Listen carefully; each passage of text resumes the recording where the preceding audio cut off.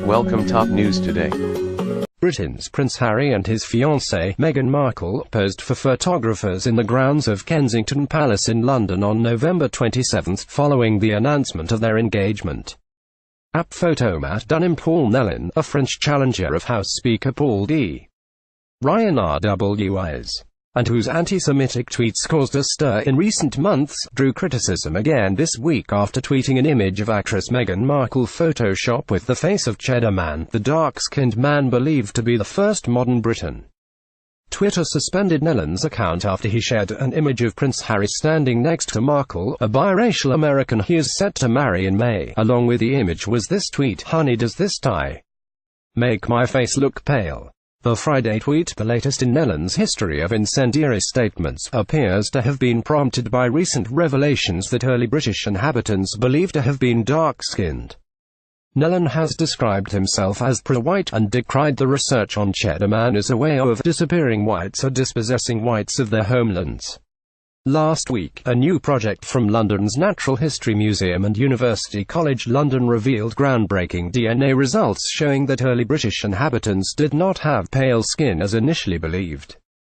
Cheddar Man, who lived 10,000 years ago and whose skeleton was discovered in 1903 in a cave in Cheddar Gorge in Somerset, England, had brown hair, blue eyes, and dark to black skin. New analysis and facial reconstruction have led scientists to believe that his ancestors arrived in Britain via the Middle East after leaving Africa, The Washington Post's Jennifer Hassan wrote. The tweet has caused an uproar on social media and among some British tabloids. The Daily Mirror called the tweet racist, while The Sun described Nellin as Markle's Twitter troll.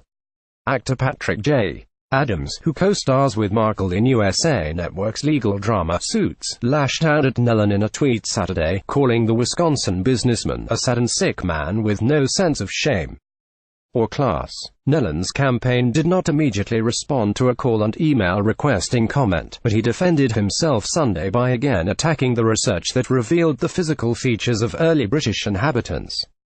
A deliberately inflammatory article that I'd argue is pure junk science was published indicating Brits, and by extension, Americans, came from this Cheddar Man character, Nellin wrote on Facebook. In response, I lampooned the article.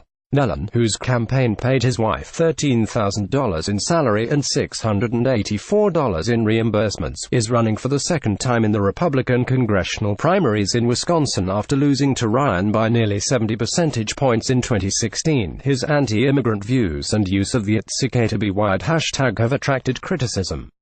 Previously a political unknown, Nellin received praise from President Trump in 2016, when the then Republican presidential candidate was facing a backlash from Ryan and others over comments about a slain Muslim soldier's parents. Nellin was Ryan's primary challenger at that time. Wisconsin's congressional district candidate Paul Nellin spoke to reporters in 2016, during a news conference in downtown Janesville, Wisconsin. Angela Major, the Janesville Gazette via the right-wing website Breitbart, which deployed reporters to cover Nellin's congressional bid in 2016, denounced him in December following his anti-Semitic tweets. He wrote in one tweet that he is reading The Culture of Critique, a book about Jewish culture widely considered to be anti-Semitic, CNN reported. An advisor for Stephen K. and then still Breitbart's executive chairman, told the Post that the decision to abandon Nellin was made after Bannon learned of his appearance on white nationalist podcasts. In a text message to the Post's David Weigel, Nellin described himself as pro-white and said he opposed double standards.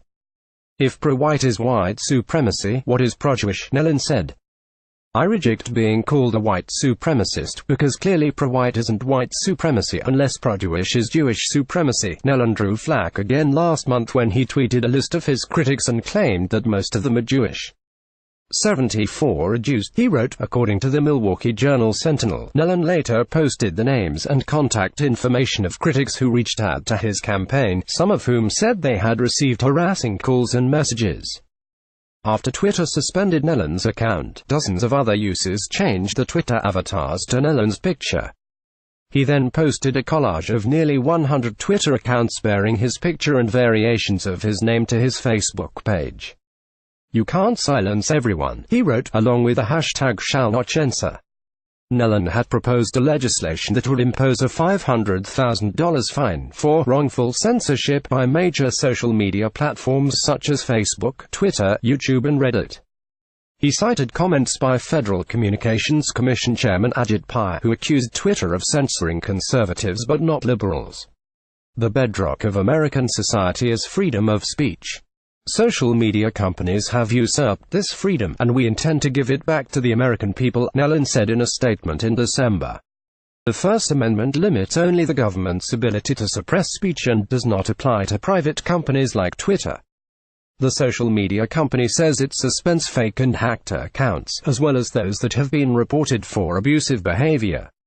Read more: The rise of Meghan Markle. From relative unknown to most Googled actress to royalty, Queen Elizabeth uses Christmas address to welcome Meghan Markle to the family. Prince Harry and Meghan Markle make their first public appearance of the new year.